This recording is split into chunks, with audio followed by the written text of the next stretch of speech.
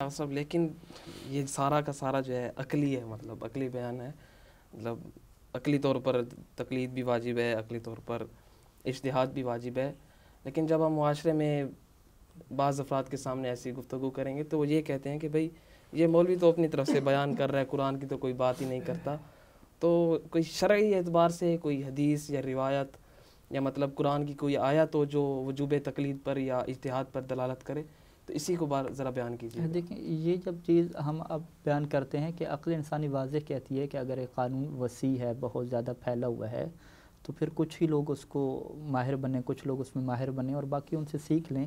عقل انسانی کے نزدیک یہ اصول مسلم ہے، اس میں کوئی شک نہیں کر سکتا۔ اگر کوئی کہتا ہے کہ نہیں جی ہم اس عقل انسانی کو نہیں مانتے، تو اسے کم از کم جو ہے وہ اپنی جو حدیث کی مشہور کتاب ہے الکافی، اس کا پہلا باب جو ہے حدیث کا، جس کا نام ہی کتاب العقل ہے، کتاب العقل والجال، وہاں پہ تقریباً عقل کے فضیلت کے بارے میں 33 احادیث موجود ہیں، یعنی 30 سے زیادہ احادیث وہاں پہ موجود ہیں۔ وہاں پہ وہ جا کے پڑھے کہ عقل کی کیا اہمیت ہے، اور پھر اگر وہ عقل کی اہمیت جو محمد وآل محمد نے بیان فرمائی ہے، اگر وہ اس کو جانتا ہے تو وہ یہ سوال نہیں کرے گا کہ آپ جی ہمیں عقلی چیز نہ بتائیں، آپ ہمیں کیا قرآن سے بتائیں، وہ اگر وہ جانتا ہے۔ ٹھیک ہے، لیکن پھر بھی مانتے ہیں کہ عقل حجت ہے، تسلیم کرتے ہیں، پھر بھی ذرا ہاں دیکھیں، ہم اگر قرآن کی طرف جاتے ہیں، قرآن مجید میں سورہ توبہ کی آیت نمبر 122 اس وقت میرے سامنے ہے، کہ جس میں ارشاد رب العزت ہو رہا ہے کہ فَلَوْلَا نَفَرَ مِن كُلِّ فِرْقَةٍ مِّنْهُمْ طَائِفَةٌ لِيَتَفَقَّهُوا فِي الدِّينِ، کہ قرآن کی یہ جو آیت ہے اس کا پہلا ایسا کیا ہے کہ وَمَا كَانَ الْمُؤْمِنُونَ لِيَنْفِرُوا كَافَّةً، کہ ایسا ہو ہی نہیں سکتا، پاسبل ہی نہیں ہے کہ تمام کے تمام مومنین نکل کھڑے ہوں۔ پھر کیا ہو؟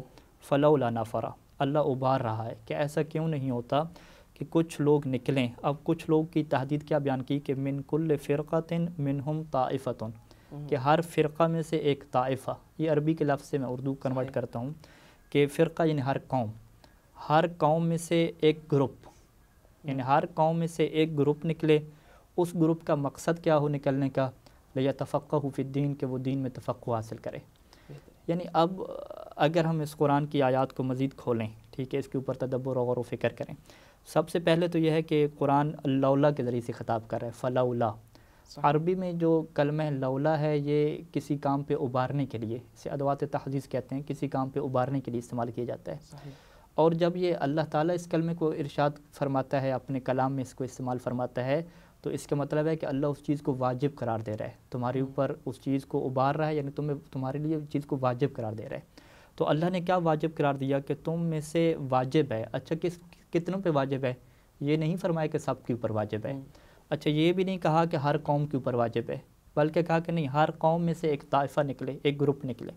اب یہ جو عربی کا لفظ طائفہ ہے، اس کا ایک معنی تو کیا ہے؟ گروپ، جماعت، اور جماعت کم از کم 2 یا 3 بندوں سے کیا بنتی ہے۔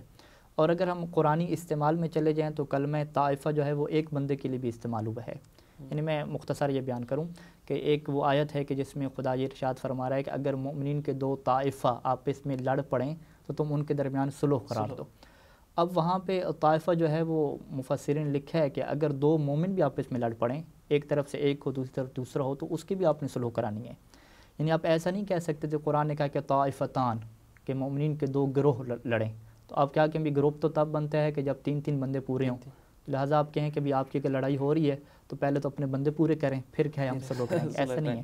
تو یہاں پہ قرآن نے کہا کہ طائفہ کے اوپر واجب ہے، تو طائفہ کیا ہے؟ کم از کم ایک بندہ، یعنی ہر قوم کے ایک بندے کے اوپر کیا واجب قرار دیا؟ کہ وہ تفقہ فی دین حاصل کرے۔ تو اب پہلا اعتراض یہ قرآن کے اوپر ہمیں اٹھانا چاہیے کہ بھئی دین کا جو علم حاصل کرنا ہے، تفقہ فی دین کرنا ہے، وہ تو سب کے اوپر واجب ہے۔ تو قرآن کیا کہہ رہے؟ نہیں، سب کے اوپر واجب نہیں ہے، بلکہ پہلے سے میں کیا کہہ دیا کہ سب ایسا کر ہی نہیں سکتے۔ اچھا سب ایسا نہیں کر سکتے تو پھر کیا ہے؟ کچھ لوگ کریں گے۔ پھر وہ لوگ جب تفقہ فی دین کریں گے تو اب ان کی کیا ذمہ داری ہوگی کہ لِيُنذِرُوا قَوْمَهُمْ إِذَا رَجَعُوا إِلَيْهِمْ، کہ جب یہ لوگ اپنی قوم کی طرف واپس پلٹیں گے، یعنی قوم کے ان کے ساتھ تعلق پیدا ہوگا۔ پرانے زمانے میں تعلق کیسے بنتا تھا؟ جب واپس جائیں گے۔ آج کے زمانے میں تعلق کیسے بنتا ہے؟ بس واٹس ایپ پہ آپ کا رابطہ موجود ہے تو رجوع ہو گیا۔ تو جب قوم کا آپ کے ساتھ رجوع ہوگا تو اب یہ لوگ کیا کریں گے؟ وَلَيُنذِرُوا، ان کو کیا کریں گے؟ تنبیہ کریں گے، انہیں حلال و حرام کے بارے میں آگاہ کریں گے، متوجہ کریں گے۔ اور کیوں متوجہ کریں گے؟ کہ شاید کہ وہ لوگ خشیت خدا پیدا کریں اور متوجہ ہو جائیں۔ اب اس آیت میں سب سے پہلے یہ سوال پیدا ہوتا ہے کہ اللہ نے یہ نظام مرجعیت خود ہی رکھ دیا، کہہ دیا کہ بھی دیکھیں ہر قوم نے فقہ حاصل نہیں کرنی، ہر قوم میں سے 1 2 یا 3 بندے نکلیں گے وہ فقہ حاصل کریں گے اور باقی لوگ ان کی طرف رجوع کریں گے اور ان سے کیا لیں گے؟ احکام لیں گے۔ اب قرآن نے خود یہ نظام رکھا۔ اب اگر ہم اس میں مزید دقت میں جائیں اور ہم یہاں پہ کلمہ دیکھیں کہ لیتفقہوا، یہ باب تفاعل سے استعمال ہوا ہے۔ جو باب تفاعل ہے یہ وہاں پہ استعمال ہوتا ہے کہ جب کسی کام میں مشقت ہو، کسی کام میں بہت زیادہ محنت ہو، وہاں پہ یہ کلمہ کیا استعمال ہوتا ہے؟ تکلف، تفاعل، تفقہ کی استعمال ہوتا ہے۔ تو یہاں پہ جب قرآن نے یتفقہوا کہا تو اس کا مطلب ہے کہ یہاں پہ لیفقہوا فی الدین نہیں کہا کہ وہ دین سیکھ لیں، کہا کہ لیتفقہوا فی الدین، یعنی دین اس طریقے سے سیکھیں کہ جس میں مشقت ہو، محنت ہو، اور مشقت اور محنت کر کے دین وہی سیکھا جاتا ہے کہ جس میں نفر آ جائے۔ نفر کیا مطلب؟ لینفروا، یعنی وہ نکل پڑیں۔ اب جو کلمہ نفر ہے اس کا مطلب کیا ہوتا ہے؟ اگر یہ لفظ حرف جارہ من کے ساتھ استعمال ہو، نفر من مکان، تو اس کا مطلب کیا ہوتا ہے؟ کسی مکان کو چھوڑ دینا۔